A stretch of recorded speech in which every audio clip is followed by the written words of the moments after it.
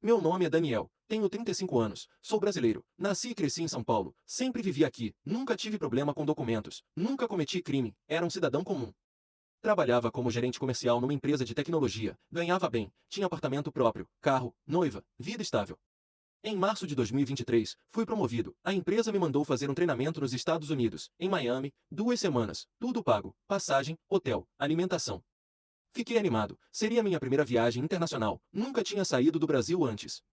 Tirei passaporte novo, solicitei o visto americano, todo o processo demorou 3 meses, mas consegui tudo certinho. No dia do embarque, cheguei no aeroporto de Guarulhos 3 horas antes, despachei mala, passei pela imigração brasileira sem problema algum. Embarquei, voo tranquilo, 9 horas depois estava aterrissando em Miami. Foi na imigração americana que tudo começou. Cheguei no guichê, entreguei meu passaporte pro oficial, ele passou no sistema, olhou para a tela, franziu a testa. Chamou outro agente, os dois olharam para a tela, depois para mim, depois para a tela de novo.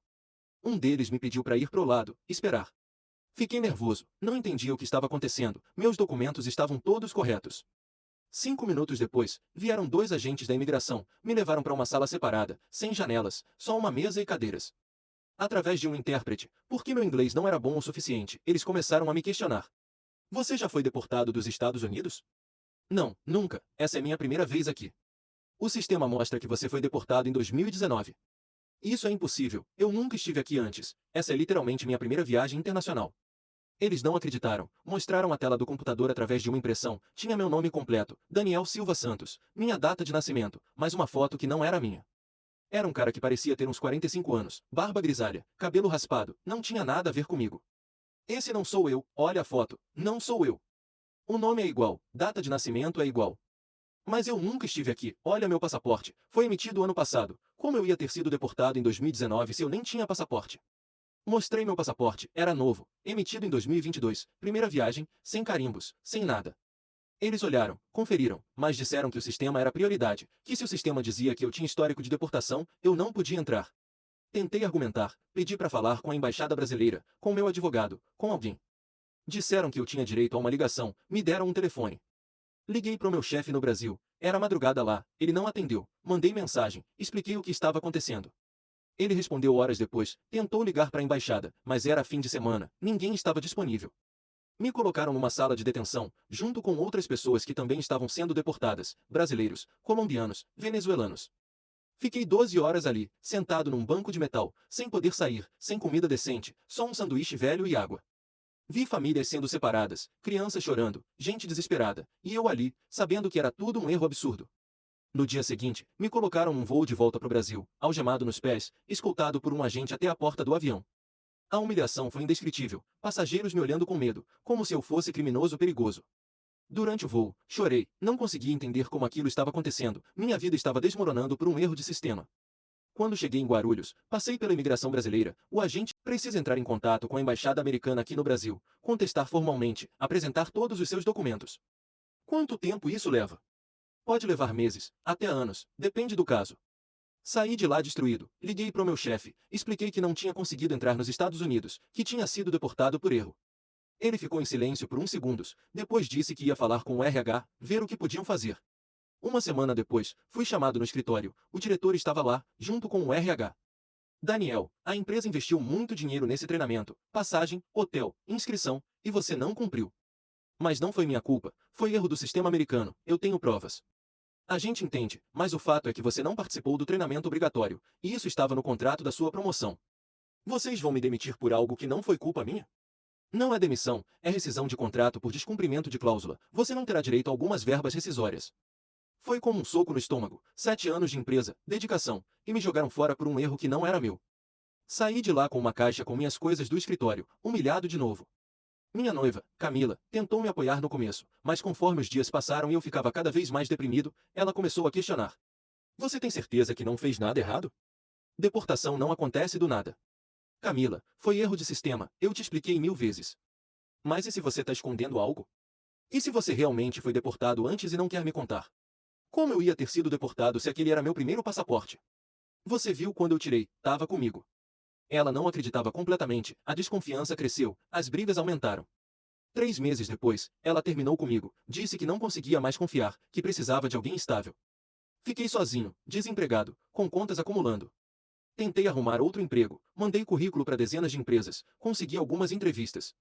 Mas toda vez que checavam meu histórico de viagem, viam um carimbo de deportação no passaporte. Alguns recrutadores me perguntavam diretamente: o senhor foi deportado dos Estados Unidos? Eu explicava que foi erro, que estava contestando, mas ninguém queria correr o risco.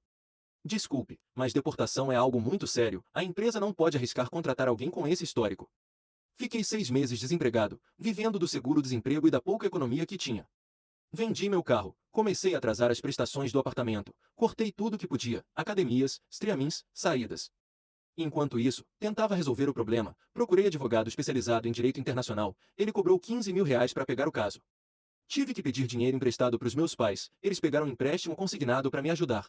O advogado entrou com contestação formal na Embaixada Americana em Brasília, anexou todos os meus documentos, RG, certidão de nascimento, histórico de passaporte, tudo provando que eu nunca tinha saído do Brasil antes de 2023. Meses se passaram sem resposta nenhuma, o advogado ligava toda semana, mandava e-mail, nada. 7 meses depois da deportação, finalmente conseguimos agendar uma audiência na embaixada.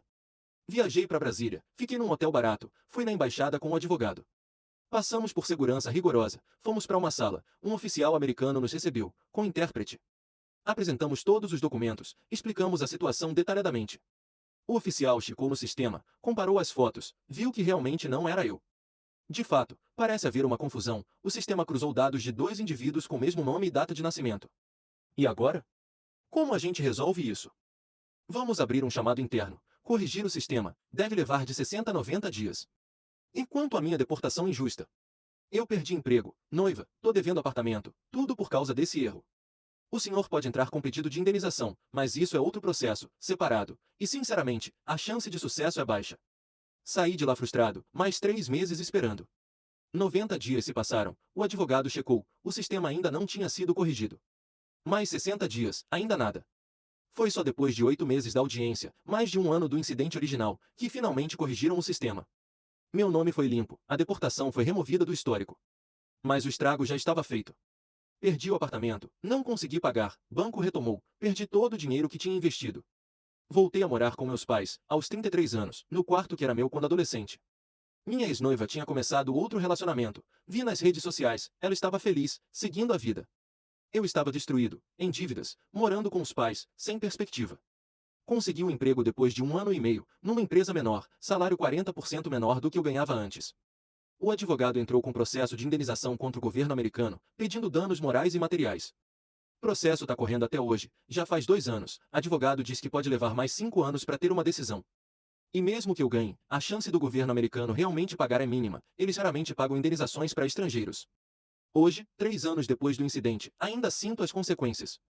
Tenho medo de viajar para qualquer lugar internacional, tenho medo de passar por isso de novo. Desenvolvi ansiedade, faço terapia toda semana, tomo remédio controlado. Perdi a confiança nas instituições, nos sistemas, em tudo. O pior foi descobrir, através de pesquisa, que isso acontece com frequência, sistemas de imigração ao redor do mundo cruzam dados errados constantemente. Tem gente que fica detida por semanas, meses, até descobrirem o erro. Tem gente que morre em centros de detenção esperando resolução. Tem famílias destruídas, vidas arruinadas, tudo por erro de sistema que ninguém assume responsabilidade. Meu caso foi resolvido no papel, meu nome foi limpo, mas as consequências da minha vida ninguém reverteu. Ninguém me devolveu meu emprego, minha noiva, meu apartamento, minha estabilidade emocional. Ninguém pediu desculpas, ninguém ofereceu compensação, eu fui apenas mais um número no sistema. Às vezes acordo de madrugada, suando, sonhando com aquela sala de detenção, com os agentes me tratando como criminoso, com a humilhação de ser colocado num avião algemado.